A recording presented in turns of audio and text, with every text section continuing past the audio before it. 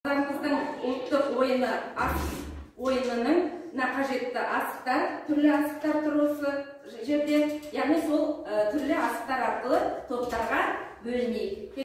Берілген тапсырма бойынша Қазақстандағы ұжымдастыру тақырыбын қайталап өтейік. Бірінші топқа сұрақ: КСРО-да ауыл шаруашылығын ұйымдастыру туралы шешім қашан қабылданды? Бірінші топқа. Ауылдың ең алғашқы бөлігі болып саналатын рубасылар топталғаннан соң большевиктер ендігі кезекте кедей шаруаларды ұжымшар араларға тартып, күштеп отырықшыландыруға көшті. Және 1927 жылдың желтоқсанында ауыл шаруашылығын ұжымдастыруға бағытталды. Жақсы. Келесі. Мыңдаған жылдар бойы көшкен қазақтар бір-бірінің ішінде отырықшы халық айналуға бекіді. Және де барлық кедейлер біршіге жеткізілді. 1990 ұзақ деп жарияланды. Қараусыз күтісімен жарамсыз қалған ауылдар топ-тобымен қырылды.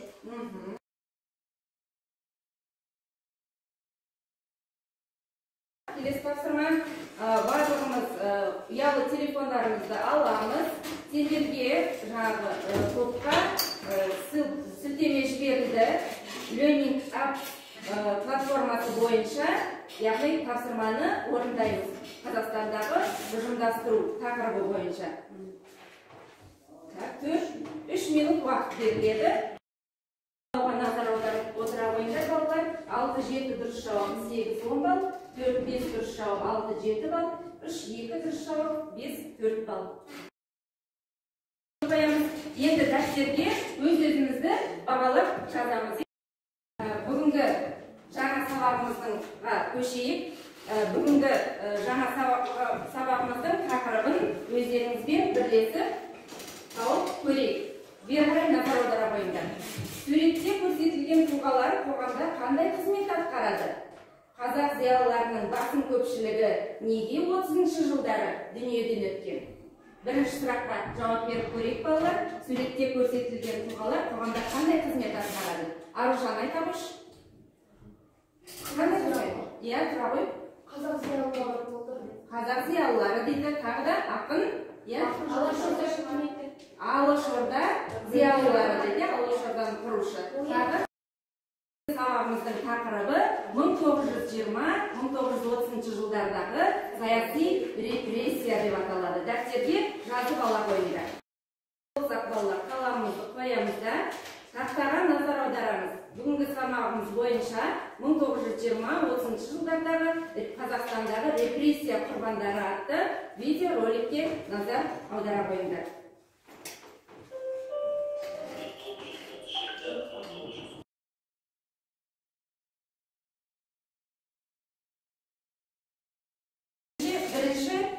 Топқа тапсырма балалар. Бірінші топқа өздерінің топтарының аттарына байланысты булак, яғни құрылған уақыты, сипаты, мақсаты және әрекеті, яғни кестені толтыра қойыңдар.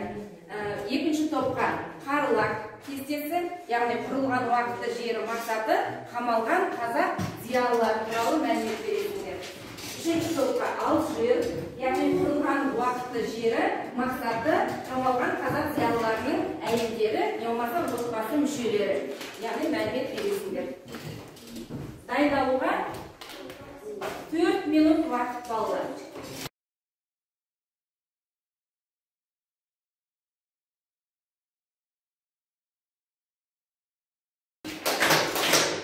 Жақсы балалар, уақыт болды. Ендеше барлығымыз қаламды қоямыз. Келе қойыңдар. Бірінші топ.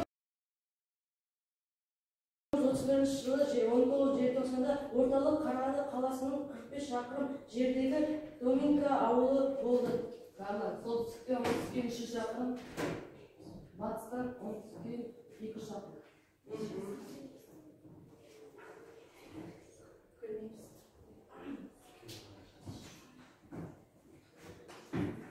Сол кезде қарқынды дамай бастаған орталық Қазақстандағы Қарағанды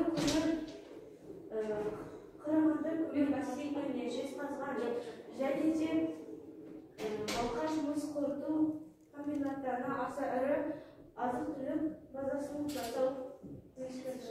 Kamal Kazak Dayaları Abdullah Abdurrahmanov Barsan Cumabay Janibek Esmakamov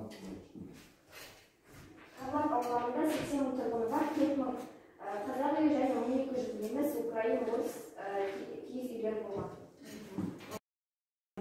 Яғни отанына опасыздық жасағандардың отбасына, әйелдеріне, балаларына арналған лагерь қай жерде орналасқан екен балалар? Алжирда, яғни Ақмолада орналасқан екен. Жақсы балалар. Яғни осы тапсырма бойынша топтар бір-бірімізді бағалайық.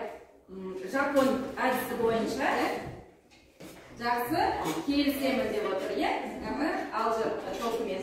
Келесі топ. Сұрағым бар деді. Жақсы сұрағын қоя қойшы. Астам қазақ зардап шекті. Бұлар азабынан қанша қазақ зардап шекті? Бар ма жауап? Айдана. Бар ма жауап? Қанша? Өзің жауап берші. Оларда 20 мыңнан астам қазақ зардап шекті, оның 27 мың болады. Жақсы. Келесі топ бағалаймыз. Бірінші топтың жұмыстар бөліміміз болды. Қорды, олар кезегі жұмыстарын жүргізді. Жақсы балалар. Ендеше келесі тапсырмаға көшейік балалар. Екінші тапсырма 20 ғасырдың 20-30 жылдары әміршіл әкімшілік жүйе саясатының зардаптарын саяси, яғни бірінші топқа саяси, екінші топқа экономикалық және әлеуметтік, үшінші топқа мәдени және демографиялық факторлар бойынша талдау ұсынылады. Балалар, яғни бұл факторлардың зардаптары және мысал келтіру, міндетті түрде мысал келтіру ұсынылады. Алдарыңыздағы жапонмен жұмыс істеуіңізге болады.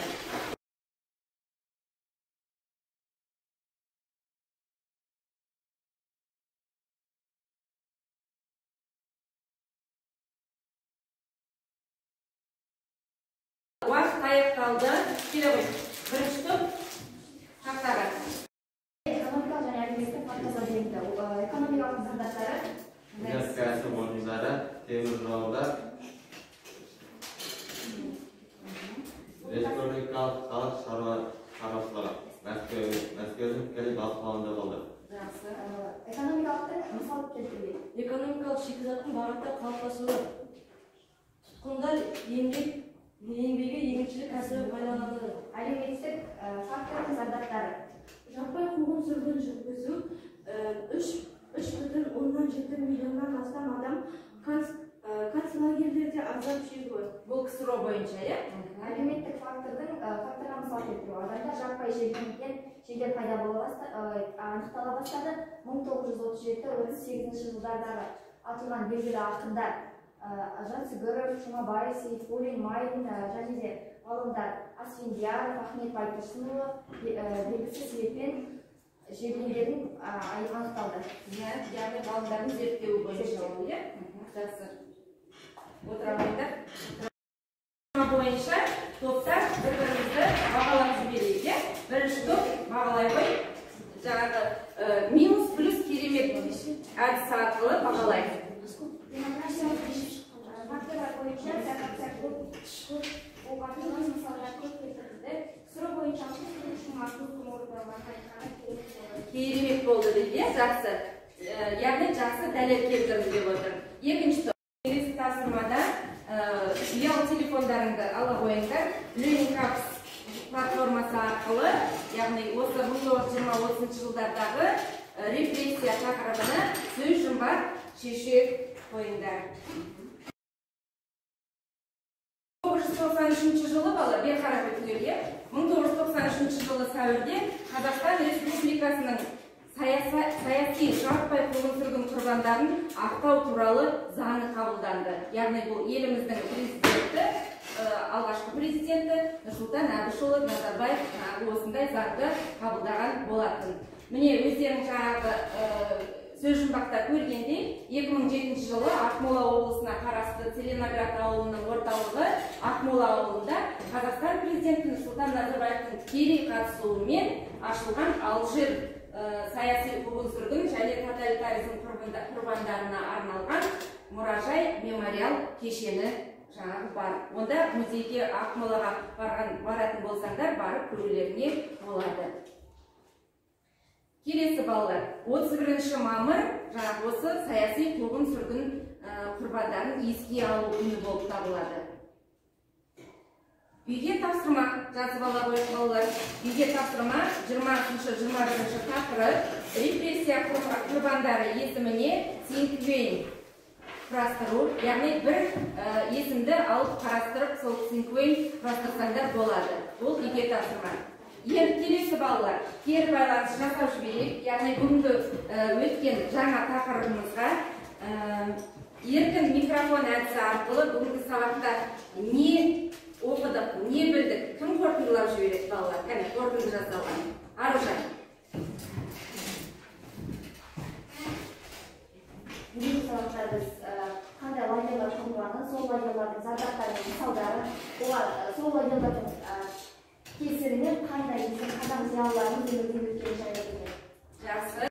Телефонымызды аламыз да, бүгінгі сабаққа кері байланыс жасау үшін Learning Cups платформасында сендерге сілтеме жіберілді. Кері байланыс жасап жібере қойыңдар. Не қызық болды, не қиын болды бүгінгі сабақта жаза қойыңдар. Осымен бүгінгі сабағымыз аяқталды. Үйге берілген тапсырмаларды орындап келесі сабаққа дайындалып келу құралады.